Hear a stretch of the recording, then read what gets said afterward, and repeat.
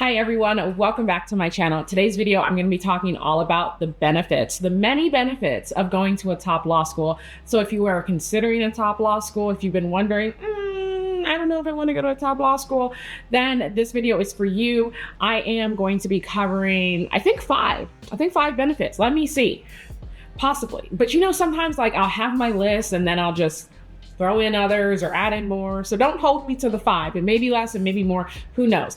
If you guys don't know, my name is Sephora. I'm a licensed attorney and law school coach. You can always sign up for law school coaching, both for law school applicants and law school students, by clicking the link in the description box. I have a free guide.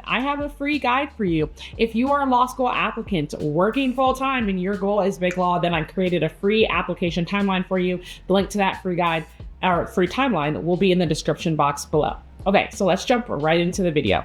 The very first benefit that I want to talk about for if you are aiming for a top law school, if you want to go to a top law school, is the career opportunities. Okay, so if this is not the first video that you've watched of mine, then you have probably heard me talk about different career opportunities before.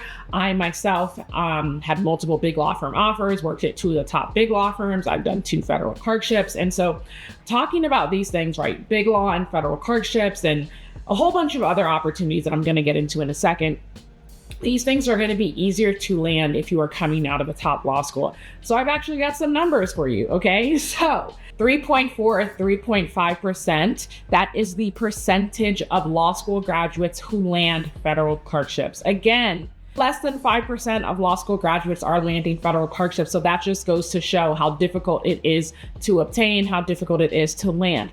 Not only is it less than 5% of people who are landing federal clerkships after graduation, but also one third of all federal law clerks come from the same top law schools.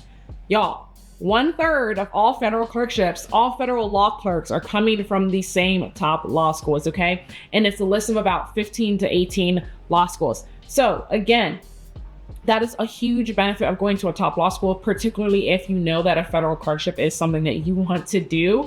Because if you're saying, I want to go to a federal clerkship to get all those benefits that Sephora just talked about in her previous video, then you're going to want to give yourself the best chance of making that a reality by going to one of those top law schools that will make it easier for you to land that federal clerkship. Again, does that mean you can't go to any other law school and land one? Absolutely not, but it is going to be easier coming from these top law schools, especially those law schools who have a higher percentage or who have a higher placement rate. Right, so that's just one example of a career opportunity that's going to be easier to land if you're coming from a federal clerkship. Big law is another one, right? So again, like under 20 law schools put over 50% of their law school graduates into big law. If you're going to law school and you're saying big law is the goal, I want to go to law school, I'm taking out this much in loans or whatever it may be because I'm going to land a big law job, then you're going to want to go to a law school that's going to make it easier for you to do that. And that is going to be a law school that places more than half, so greater than 50% of their class into big law. Once you get closer to those like 20 and 30% ranges, and even if you go like lower than that, then you're likely going to need to be in the top of your class to make that a reality. So the benefit of going to a top law school is that these things are a lot easier for you to land, right? These things are going to be easier for you to obtain. And notice I am saying easier. It doesn't mean you can't go anywhere else and it's impossible. It just means it's going to be easier coming from a top law school. So like, for instance, if you watched my How I Landed a Big Law video, I had over 10 big law firm interviews. I think it was over 10, over 8 maybe. Over 8 or 10 big law firm interviews my 1L year, right? And then interviewed at all the firms I wanted to interview at my 2L year. And when you're thinking about it that way and you're saying like, hey, I want to go to law school because these are my career goals, then you're going to want to give yourself the best chance to make that as easy as possible for you. Because as I've discussed in plenty of videos, it is not as easy to say, I'm just going to go to law school and I'm going to be top of my class. That's not something you can essentially guarantee, right? You can work as hard as you want, you can work as hard as you can, but you can't guarantee it because at some law schools you are going to be graded on a curve. So again, that benefit is definitely considering your career opportunities. And of course, there are other career opportunities like AUSA, right? So Assistant United States Attorney. In some instances, if you want to go in-house straight out of law school, if you want to work at a Fortune 500 company, just different opportunities that are going to be easier potentially for you to obtain coming from a top law school. The second benefit that I have from you is getting picked out of the pile. And that's the best way for me to explain it, because I've experienced it in so many settings. Like, not only have I experienced it and seen it, but also my friends have experienced it. My friends of friends who didn't go to top law schools have experienced it. And so I'll explain what I mean when I say picked out of the pile, right?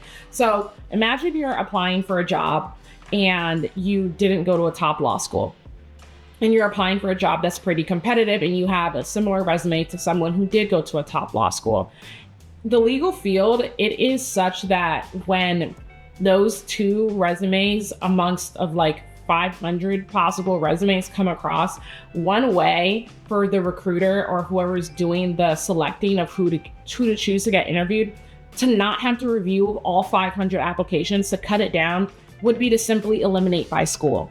And trust me, it is done. I have seen it done. My friends have experienced it. Other people I know have experienced it, and it's a true thing. So, for example, and I'm not saying this is the case of any of the judges I worked for or any of the judges I personally know. However, some judges do, if you're getting thousands of applications or hundreds of applications, especially at more popular courts and more popular states, you're not going to be able to review that many federal clerkship applications. Similarly, you're not going to be able to review that many big law applications, right? And so again, you're going to choose a selection method, which is, hey, we're just going to select anyone who's at a school ranked 70 or higher, or 50 or higher, or whatever they set their cutoff at, right? So that's just one way that they can do a selection method. And that's what I mean with getting picked out of a pile. If you go to that top law school, you can at least with confidence say, well, I'm not going to get selected out because I'm not at a good or a top law school, right? And so another selection method, which of course isn't necessarily relevant to a top law school, is GPA. But I just wanted to give an example of what getting picked out of the pile according to your law school could look like. I've seen it happen. My friends have happened. I'll actually tell you a story. One of my friends, her boyfriend, no, it wasn't her boyfriend. One of my friends, her friend, was having trouble landing a job in a specific arena of the law that he wanted. And it wasn't uncommon, because this specific arena is very, very competitive. It's really competitive, especially right now because of everything that's going on in the world. And so he was struggling to land a job in this specific arena.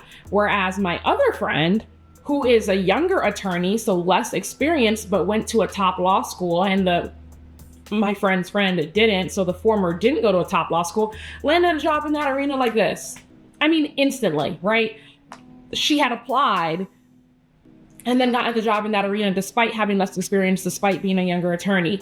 And of course, we can all surmise as to what was the reasoning, what was, but she got the interview and got the job, whereas the first guy, he didn't even get an interview, right? And so again, just similar things that I'm talking about that is definitely a realistic consideration when you are applying to law school, and as you are considering the things you want to do and what types of law you may want to practice in, right? And the direction or pathway that you want to go with your legal career. Benefit number 3, less stress. Oh my gosh. So some of my clients were so surprised to hear this, but not all law schools give grades. Not all law schools give grades. So if you're at a top law school that does not give grades, imagine how much stress that takes off of you. And essentially, those law schools that don't give grades, it's because you have the name of the law school on your resume, and that's good enough for you. And yes, once again, it is a real thing. I have seen it, okay? And of course, this does not mean that just because you go to a top law school, you're going to be a better attorney, or you're going to be smarter, it doesn't mean any of that whatsoever. This has no actual reflection or says nothing about your actual capabilities, but it is just a reality of what the legal field is right now. I have seen attorneys who have graduated from Yale, or graduated from Harvard, who cannot do the work. Okay, who cannot do the work, and someone who has graduated from a lower ranking school does better work than them. But the person who graduated from that higher ranking school has the more prestige because of the school they went to, right? And that's exactly what I'm talking about when I'm saying less stress, when I'm talking about career opportunities, when I'm talking about getting picked out of the pile, right? So in terms of less stress, some of those schools don't give grades. And so if you're not getting grades, that's some stress lifted off of you, because the school you're going to is going to carry the weight of whatever else it is you need to do post law school. And to an extent, that also, in my opinion, directly correlates to the amount of work you put in at the application stage, right? And so that's why I'm saying, to the extent possible, you need to be investing in the application stage when you have all the power or the most power in your hands, instead of kind of just going somewhere and trying to bank on being top of your class and then still potentially having difficulty getting what you want or doing what you want once you've graduated from law school. I will say the further away you get from law school, right? So the more seasoned of an attorney you become, the less your law school will matter. However, for those first initial years, it is definitely gonna slightly play a part, along with like other considerations, like I was talking about, GPA, network, and so on and so forth. Another piece of less stress is not only that some law schools don't give grades, some law schools you can't get below a B-, right? You cannot get below a B-, which means you cannot fail out. When I was telling this to my clients, similarly, they were like, huh? A professor has to petition to give a student a C? And I was like, yeah, they do, you know?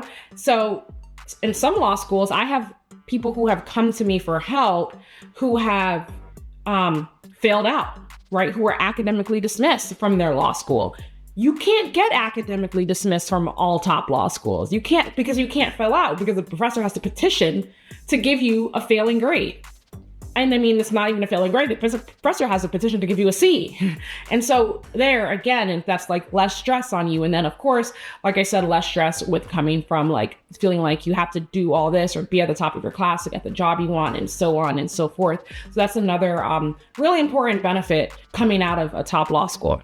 The fourth, I think I'm on number 4. The fourth top benefit or benefit of going to a top law school is your degree portability. So this is important when you're thinking about not only the type of law you want to practice potentially once you're done with law school, but also like where you want to practice, right? And so you may have heard this before, like certain law schools you go to, like if you're going to a law school in the T20, T14, then you can go to that law school in whatever state that law school is in. So let's just use Columbia, for example, in New York, but then you can go practice in Oregon, but then you can go practice in California, right? So that degree carries you over to wherever it is you want to practice, right? Same thing when you're thinking about like other schools with similar degree portability, Georgetown, Harvard, like Stanford, whatever it may be.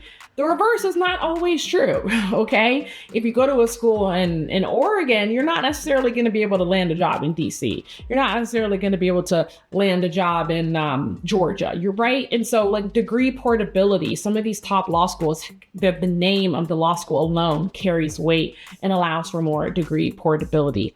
And on the same kind of like playing field, like if you want to practice law internationally, right? Like some of these law schools have international name recognition. And so that's something worth considering when you're saying like, hey, what law school to go to? Am I aiming for a top law school? What are my goals? Is what type of law you want to practice. The last benefit I have for you guys is your ability to just be more in control of your career early on in your legal years. So I hinted at this earlier, right? The further out you get from law school, the less that degree, the name on your resume, the name of the school on your resume is going to matter. But to the extent possible, I knew that I wanted to be in control of my career the minute, I was out of law school. And for me, that was my federal clerkships, that was my big law jobs. And so I could, in my opinion, get my career started much sooner. Now, of course, no matter what, you're probably going to have a very, very long career. You may go and do very different things, but I wanted to have that autonomy early on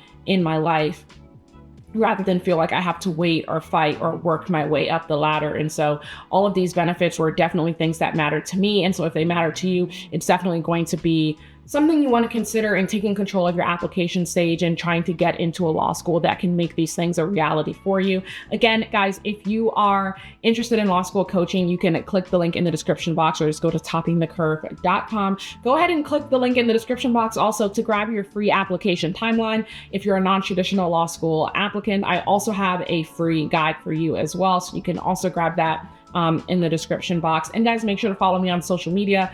Instagram and TikTok at Topping the Curve. Make sure you like, subscribe, and comment down below what other types of videos you would like to see. And I'll see you on my next one. Thanks so much for watching. Bye.